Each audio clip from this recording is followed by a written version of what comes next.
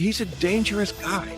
The idea that he could be president again, as opposed to Joe Biden. Again, Joe Biden, not my first choice, not my 100th choice, but the other guy is a crazy, stupid criminal.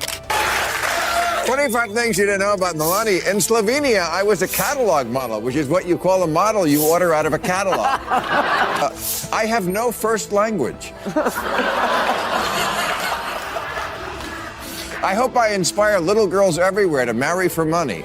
Every time I look at my husband, I'm reminded of the Slovenian national dish. a fat, greasy sausage filled with... What happens when the master of sarcasm meets the monarchy of manufactured image? Bill Maher doesn't just poke fun. He tears through the glittery facade of Trump and Melania like a wrecking ball in a hall of mirrors. From golden elevators to stone-cold glares, nothing escapes the fire. This isn't comedy, it's a demolition. When truth finally shows up in a suit with punchlines, the Trump fairy tale starts to crack and Melania's frozen smile becomes the punchline no one planned to laugh at. Kim Jong-un has state stenographers who follow him everywhere and scribble his genius ideas into their notebooks and applaud. Well, Republicans, that's you now.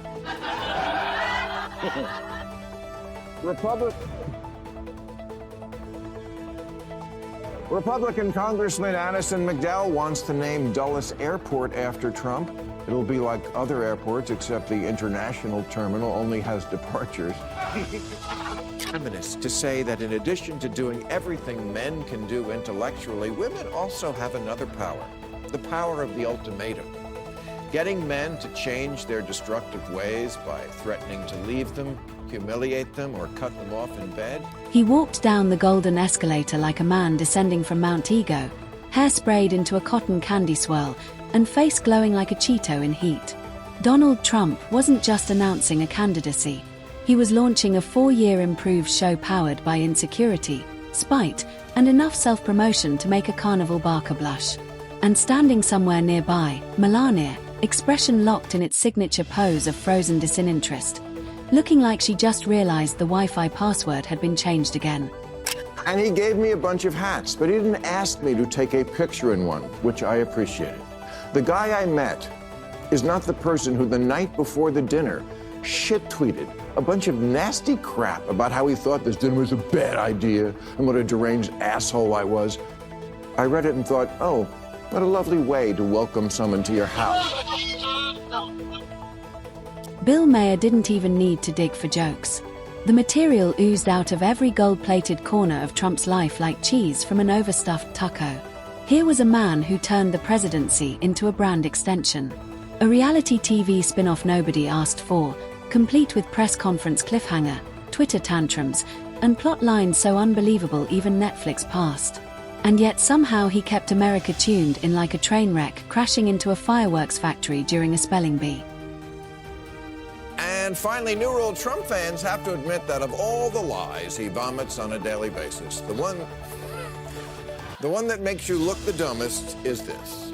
On day one, we will begin working on an impenetrable, physical, tall, powerful, beautiful southern border wall.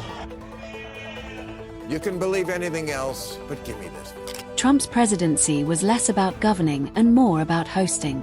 He treated the Oval Office like a stage and every decision like an episode of his personal sitcom. His cabinet meetings looked like hostage tapes, his briefings, PowerPoint presentations from an uncle who just discovered memes. Bill Maher roasted the absurdity of watching a grown man lead a superpower while acting like Yelp reviews were national emergencies. This wasn't a president. It was a bloated influencer with nuclear codes. He followed the crowd that liked whatever got a good response at his rallies. Like he was just like a comedian. He'd keep the bit in. But we do that too. I'm saying, Yeah. we do that. Yeah. But we're not the president. I know. Like if the bit, the wall, the whole thing, he didn't think about, like, how can I solve them? He just one day said, we should build a wall. And it got a huge applause. And he was like, I'll keep that bit in. Yeah. That's all it is. That's all that guides. And let's not pretend the man reads. Trump's relationship with books is about as sincere as his relationship with facts. He talked policy like a guy who skimmed a Wikipedia page during a commercial break. His speeches looped like broken GPS systems. We're going places, folks. Great places, the best places. Meanwhile, the rest of the world was just trying to follow along without their brains melting. Republicans dance like Trump now. They name weapons systems after him. They've even dressed like him with the trademark suit and tie. Available exclusively at Banana Republic. Then there's the small matter of his obsession with crowd sizes. Stadiums, inaugurations, rallies. Every event had to be bigger than the last. Not more important, just bigger. Like a teenager who peaked during prom and won't shut up about it. Bill Maher tore that delusion to pieces. The man measured his success in applause and camera flashes, not outcomes or integrity. Governing wasn't the goal, it was the afterthought behind the branding, merchandising, and ego balloon inflation. And while the country grappled with healthcare, inequality, climate disasters, and civil unrest, Trump was somewhere rage posting on social media like a drunk uncle on Thanksgiving. The man treated diplomacy like a roast battle and global crisis like PR stunts. Melania launched initiatives like someone checking boxes on a royal protocol checklist. Be best. It sounded like the slogan of a mediocre gym or a mistranslated IKEA product. Okay, so meet up in person. Maybe it'll be different. Spoiler alert, it was. First good sign, before I left for the Capitol, I had my staff collect and print out this list of almost 60 different insulting epithets that the president has said about me. Things like stupid, dummy, lowlife dummy, sleazebag, sick, sad, stone cold crazy. Bill Maher couldn't help but point out the irony. She was married to the most online bully of them all, and her anti-bullying campaign felt like a parody. If hypocrisy had a fashion line, it would come with a Flotus label and heels not meant for actual walking. Melania's public appearances were masterclasses in polite exile. She clapped like she was under contract and smiled like her face might shatter. Her speeches, carefully sculpted obelisks of nothing, delivered with the warmth of a voicemail from a robotic concierge. But every once in a while, a rogue moment would slip out, a swat of the hand, a side eye, a delayed reaction, and America would collectively go, "Yep, she's just as done as we are." Trump, on the other hand, took every chance to make himself the main character in every crisis. Maher pointed out how the man could turn a charity fundraiser into a stand-up routine where the punchline was always him getting applause. The contradictions kept piling up like overdue lawsuits, Mr. Law and Order with a rap sheet that could choke a filing cabinet, the business genius with bankruptcies like commemorative plates. We got a hold of Melania's list. I don't know if you'd like to, but these are her rules. You are not to leave your girdle on the bathroom floor. You are not to ask for hand. You are not allowed to eat Wendy's in bed. Tell Wendy I can hear her.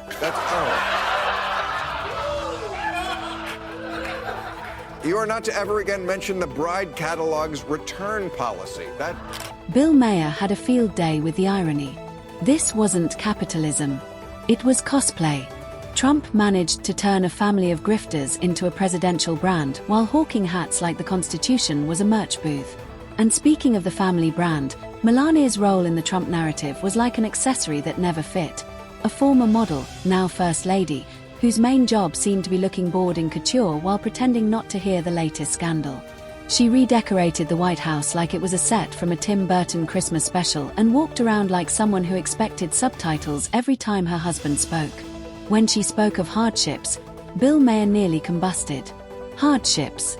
Melania's version of struggle was probably not having matching luggage for the 6th vacation of the year. She lived in a golden tower, flew in private jets, and offered life advice like she'd just returned from a month-long yoga retreat in space. Her worldview was sealed tighter than a Chanel gift box, and her empathy, packaged in marble and delivered via press release. Then there was the media dance. Trump shouted fake news every time he didn't like a headline, yet he consumed it like a junkie in withdrawal.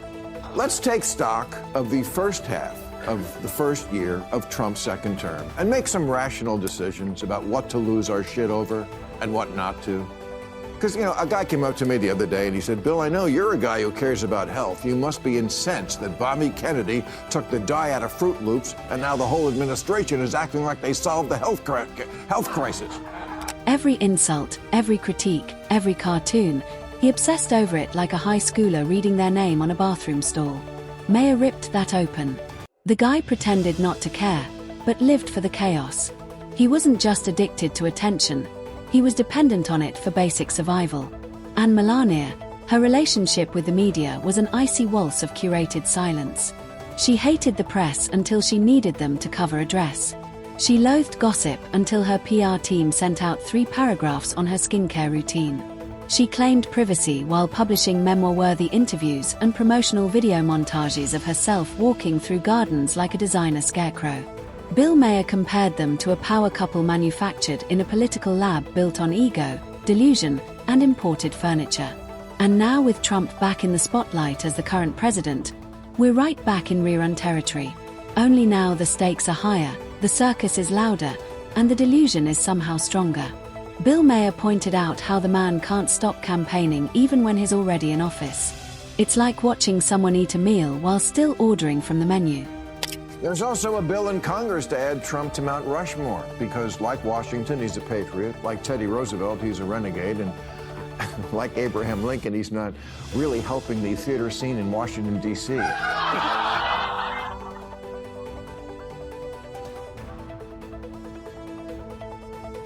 Yeah, the Kennedy Center is not something I really care a lot about, but I do care that an American president doesn't see anything wrong with him personally taking it over, or that his communications director, Stephen Chung, said it was justified because Trump, quote, is a virtuoso. Melania, meanwhile, floats somewhere in the background again, dropping perfectly lit photos, issuing vague press statements, and vanishing from public view like a magician's assistant who's mastered the final trick.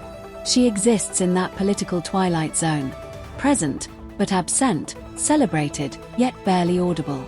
A public figure with a private life shrouded in designer fabric and diplomatic distance. Together, they are America's most surreal art installation, a blend of excess, pretense, and performance art wrapped in a flag and dipped in spray tan. And Bill Maher, he's not just roasting them. He's holding up a mirror and daring everyone to admit that what they're seeing isn't leadership. It's spectacle. A long, bizarre, overhyped episode of a show that never should have been renewed. And the script, Trump's decisions, were less commander-in-chief and more casino pit boss with a Twitter addiction. One moment it's tax reform, the next it's all-caps declarations about toilets not flushing enough. That's not a presidency. That's a live-stream breakdown in slow motion. Well, that's... My Secret Service codename is that poor, poor woman. I copied this list from Michelle Obama. Well, sometimes when I bounce light off my diamond, Donald's hair will chase it like a cat. I wish I knew why I have a recurring dream I'm pinned beneath a giant orange sack of shit.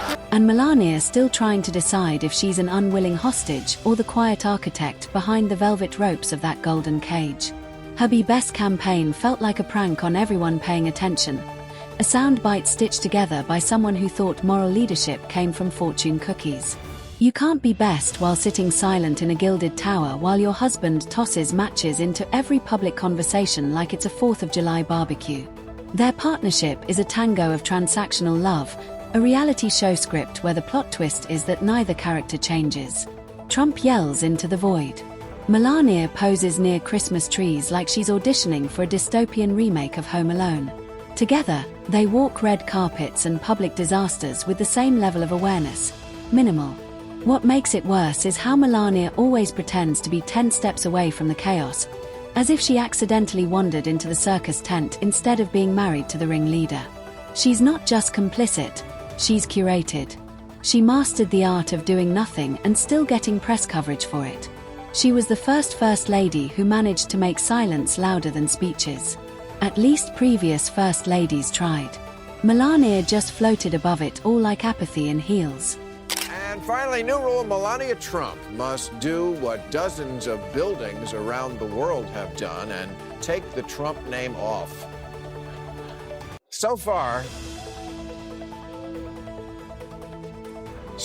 over a dozen Republican candidates tried to stop Trump and couldn't. Hillary couldn't. Never Trumpers couldn't. Mueller couldn't. Is there anyone left who can check Donald Trump? Yes, Melania. Trump, on the other hand, weaponized narcissism into a political movement. His legacy is a collection of lawsuits, tantrums, and broken podiums. He's not a president. He's a walking reminder that loud doesn't equal leadership. And somewhere in between the rallies and the lawsuits, he still thinks he's a messiah trapped in a billionaire's body. They didn't drain the swamp. They rebranded it with marble floors and put their initials on the gates. As the story keeps spiraling forward with both of them clutching onto the spotlight like it's the last seat on a lifeboat, the American public is left with a legacy of confusion, contradiction, and campaign rallies that feel more like stand-up gone wrong. There's no mystery left, no curtain to pull back. It's just Trump, Melania, and a legacy built on chaos. And we're all still cleaning up the confetti from the political party they never stopped throwing. And just like that, as the cameras keep rolling and the gold-plated doors remain open, the only question that matters now is, what's the next scene in this over-budget, low-substance saga? Together, they've managed to turn public office into private theater, where the script never ends and the spotlight never fades. But eventually, every act collapses, every mask slips, and every gold curtain draws closed. The world may move on, but their reruns play on loop, echoes of an era defined by noise, glitter, and monumental emptiness.